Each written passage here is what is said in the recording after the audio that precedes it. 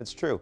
The debt ceiling debate currently dominating Washington, D.C. sounds about as exciting as me talking about doing my taxes, which, by the way, you really ought to do as well. But the stakes could not be higher.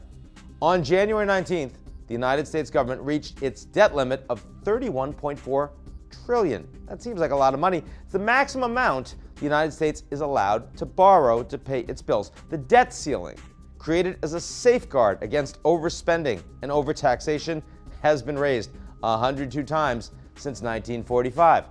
And until fairly recently, it was not a partisan issue. Well, then again, neither were M&Ms. Treasury Secretary Janet Yellen soon announced that her department had begun using extraordinary cash management measures to prevent a credit default until June 5th.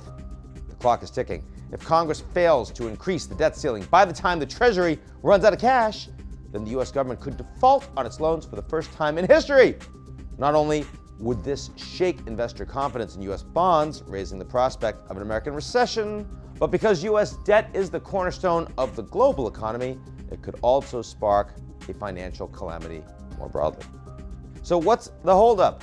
Politics, of course. Republican House Speaker Kevin McCarthy, who handed the hard-right delegation of his party everything short of a kidney to secure his leadership role, is signaling that the only way Republicans will agree to increase the debt ceiling is if President Biden works with them on spending cuts in the federal budget. That's a budget that has grown nearly 30% over the last 3 years.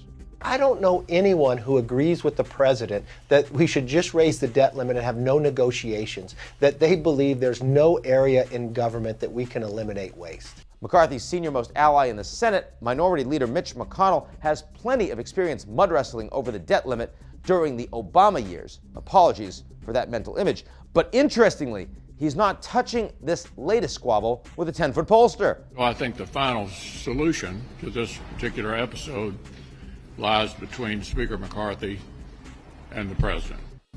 President Biden, for his part, has made clear that he's not going to, as he puts it, let a far-right Republican House hold the American economy hostage, that the fight over the debt ceiling is just the first of many bitter government standoffs to come, especially given McCarthy's razor-thin majority in the House and the Democrats' control of the Senate and the White House. What happens, you ask, when Congress must tackle crises far more urgent and unexpected than a long-awaited debt ceiling increase? And what can the more moderate Republican members of Congress do, if anything, to rein in their hard right colleagues?